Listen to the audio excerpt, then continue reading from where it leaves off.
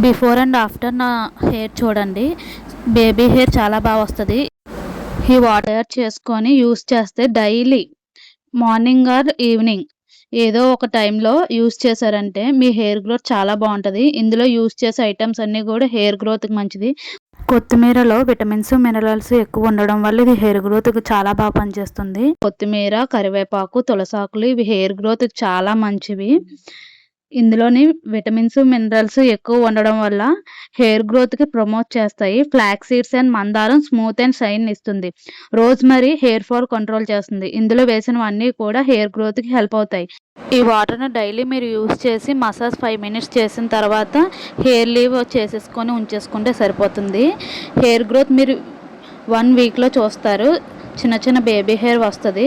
నేను యూస్ చేసిన వాటిల్లో మీకు ఏదైనా మీ ప్లేస్లో దొరకకపోతే నేను లింక్ అయితే యాడ్ చేస్తున్నాను. If you are need comment for link.